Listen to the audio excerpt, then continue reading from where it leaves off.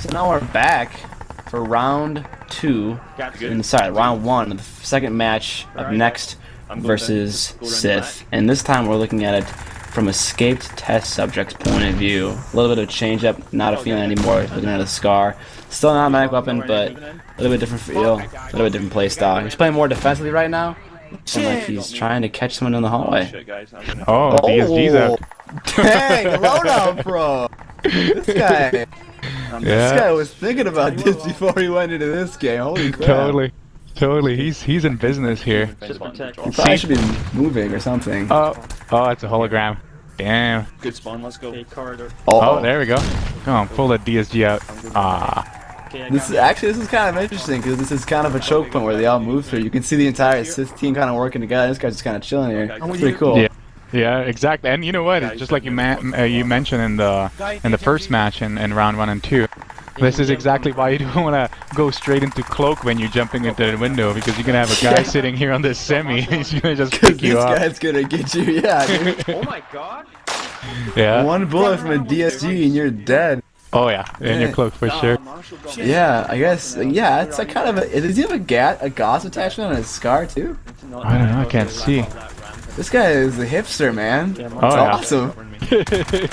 Oh. Look at that. Oh, damn. This guy. Yeah. Oh, this guy might see. He's got like. I think this is like his 3rd or 4th assist already too, because he keeps tagging them. He's got the defense thought out. Look at him. All right. That was. Oh, man.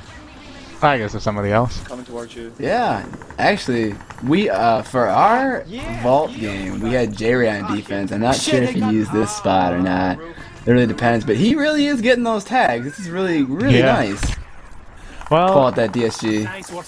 You know, interesting thing is though that Next is actually using the same strategy as SiTH would. You know, they are running the hallway. I'm not sure if I would be doing that if this is already match 2, because you know, I probably expect that if this is where they were running before, they're probably going to be actually defending it pretty heavily and expecting the enemy team to actually use it as well, right? Yeah, I mean, you can even see it in the scores of the first round. They have the easier side of the cap on it, and it's still 0-0. Yeah, you're right. I think they're just kind of getting bottlenecked right in the hallway there, both teams. Not really moving forward at all. See, they keep picking up the flags, they just cannot make it through the midpoint there. Yeah, if I had one criticism of this guy's playstyle, I do actually like it. Although it might sound like I'm mocking it, I'm not. I don't think you should be camping in the same spot over and over again, because you might just get killed frequently. Yeah.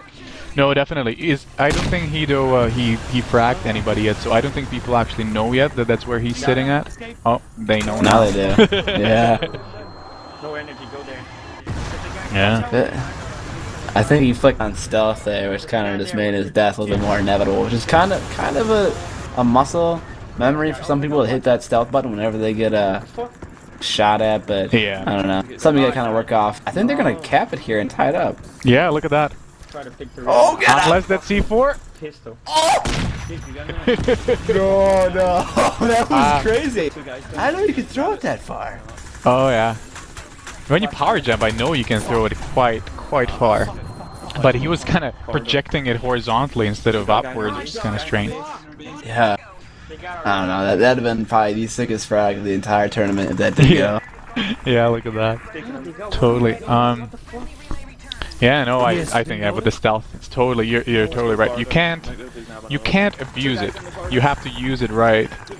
But definitely, you know, if you abuse stealth, you're just like a walking, a potato sack. It's totally. I mean, even a feline, anybody can spray you down when you're in stealth. You have to know when to use it. You really have to. You should only use it to evade from different places, to look into different places, you know, to just change positions. But really don't use it in heavy combat, like stay in armor or stay in power. Yeah.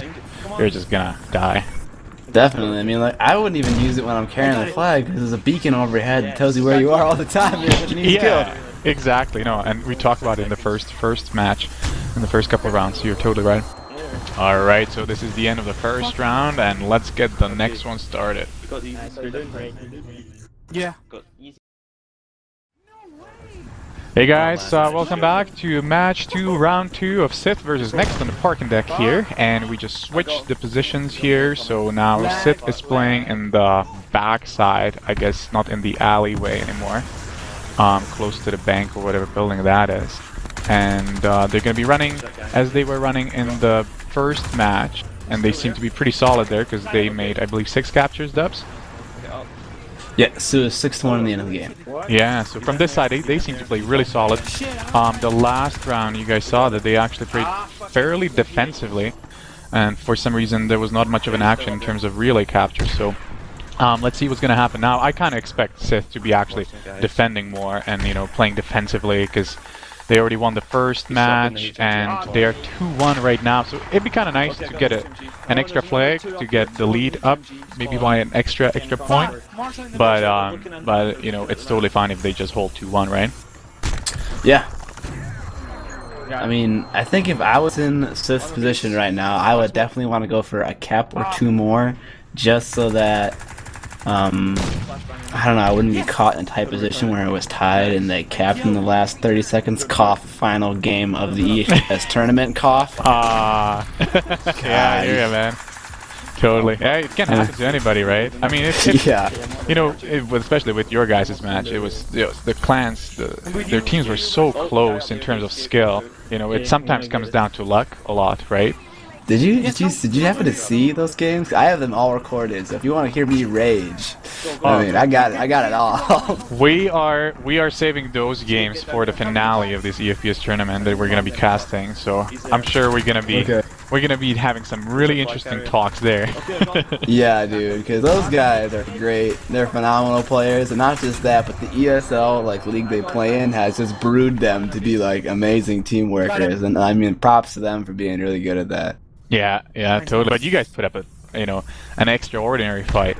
It was really, you know, to me, as far as I can tell, it came down really to a bit of a luck, you know, because the games were so close. You know, I think it was 1-0, 0-1, and then 2-1. Yeah. Yeah. You know, I mean, you know, if you look at it, it's not like it was a huge difference in terms of skill or anything like that. It just comes down really sometimes to luck and a little bit of skill, maybe, you know, over. But who knows? Let's save that though.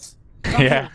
Let's get back here. So it's 3-1. They actually did cap a flag, and here we go. C4 again on the relay post from escape test subject.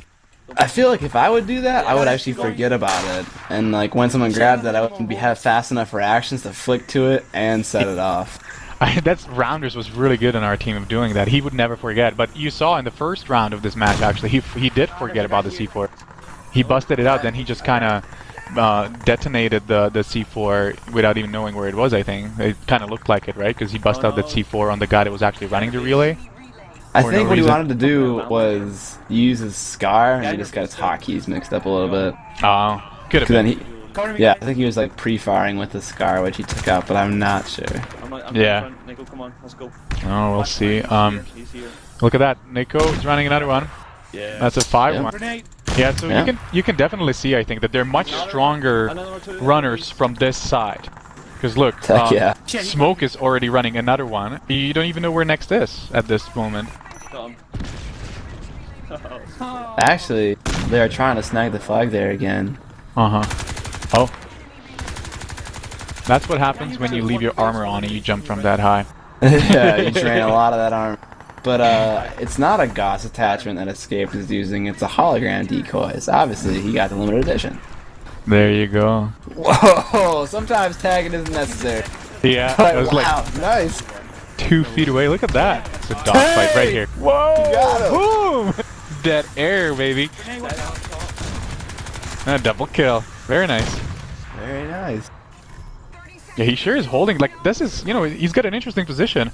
I mean, that's what he was playing on the other side, too. He's just tagging and staying in one place. Kind of playing here, he's playing a preemptive defense. Yeah. Whoa, that was nice. He's being a lot more offensive in his defensive at those choke points, and I really like it. Yeah, me too, me too. Because, you know, it gives you a bit of a... If you play defense in the midsection of the map, it actually gives you an advantage. Because by the time they get to the flag, they take it and start running back. You're already probably spawning. That's so true. they're not that far into the map, so you have a bit of a... Oh, and there you go. End of round 2. Well, I hope you guys enjoyed it. This was Nox and Esda from Crysis2Casts. So just follow us here, and more gameplays are to come. See ya. Okay.